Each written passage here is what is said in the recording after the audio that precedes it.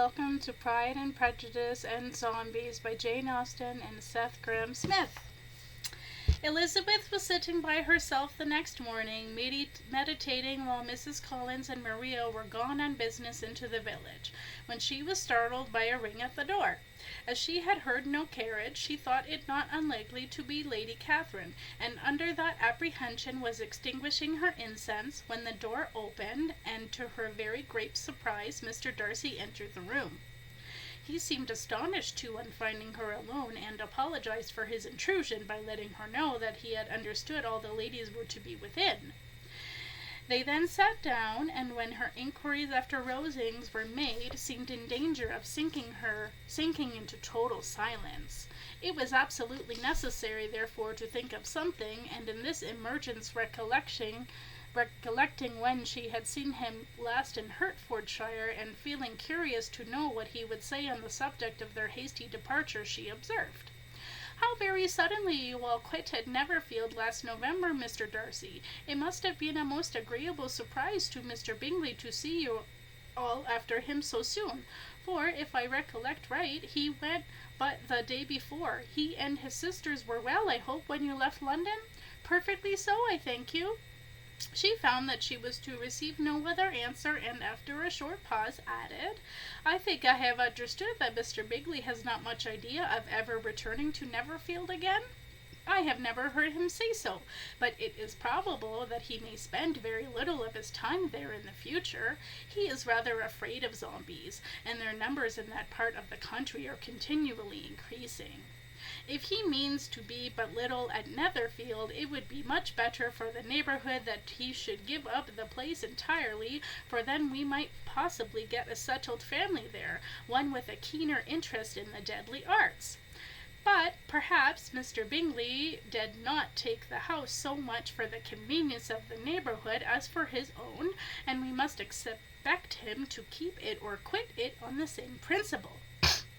"I should not be surprised," said Darcy, "if we were to give it up as soon as any eligible purchase offers." Elizabeth made no answer. She was afraid of talking longer of his friend, and having nothing else to say, was now determined to leave the trouble of finding a subject to him. He took the hint, and soon began with, "This seems a very comfortable house. Lady Catherine, I believe, did a great deal to it when Mr. Collins first came to Hunsford." "I believe she did, and I am sure she could not have bestowed her kindness on a more grateful subject. Mr. Collins appears to be very fortunate in his choice of a life." Elizabeth detected hesitation in his compliment. Was he sensible of Charlotte's being stricken?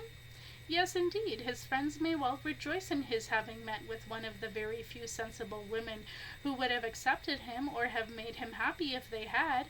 My friend has an excellent understanding, though I am not certain that I consider her marrying Mr. Collins as the wisest thing she ever thought. She seems perfectly happy, however, and, in a prudential light, it is certainly a very good match for her. It must be very agreeable for her to be settled within so easy a distance of her own family and friends. An easy distance, do you call it? It is nearly 50 miles. And what is 50 miles of zombie-free road? Little more than half a day's journey. Yes, I call it a very easy distance." "I should never have considered the distance as one of the advantages of the match," cried Elizabeth. "I should never have said Mr. Collins was settled near her family." "It is a proof of your own attachment to Hertfordshire.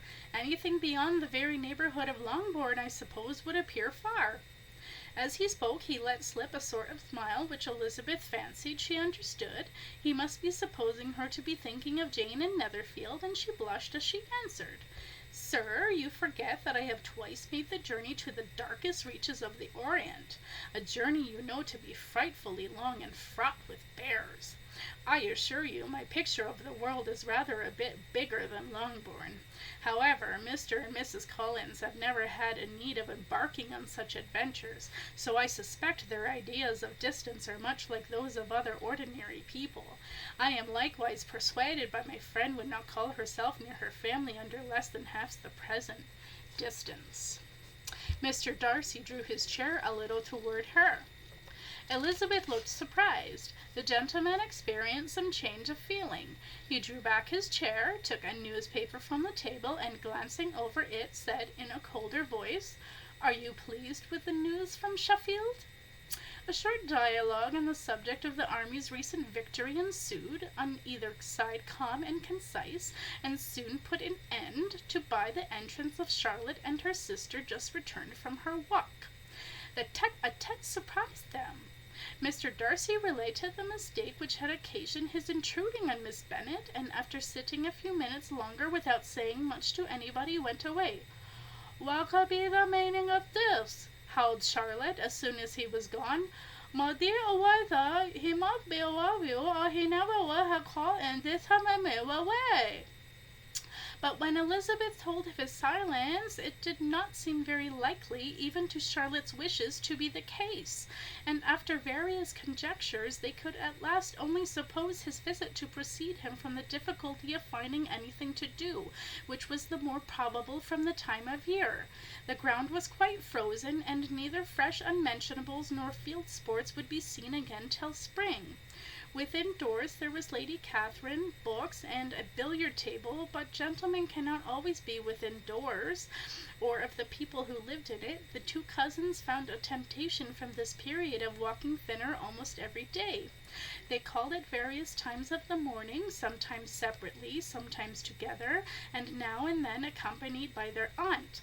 It was plain to them all that Colonel Fitzwilliam came because he had pleasure in their society, a persuasion which of course recommended him still more. But why Mr. Darcy came so often to the parsonage it was more difficult to understand.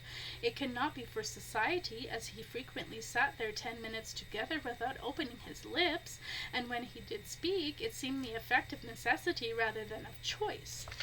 He seldom appeared really animated, even at the sight of Mrs. Collins gnawing upon her own hand. What remained of Charlotte would like to have believed this change of effective love, and the object of that love her friend Eliza. She watched him whenever they were at Rosings, and whenever he came to Hunsford, but without much success, for her thoughts often wandered to other subjects, such as the warm succulent sensation of biting into a fresh brain. Mr. Darcy certainly looked at her friend a great deal, but the expression of that look was disputable. It was an earnest, steadfast gaze, but she often doubted whether there were much admiration in it, and sometimes it seemed nothing but absence of mind. And upon imagining Mr. Darcy's mind, her thoughts would again turn to the subject of chewing on his salty, cauliflower-like brain.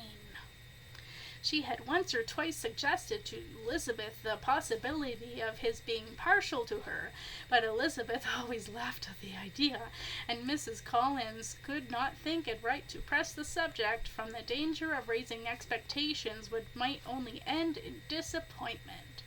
In her kind schemes for Elizabeth, she sometimes planned her marrying Colonel Fitzwilliam.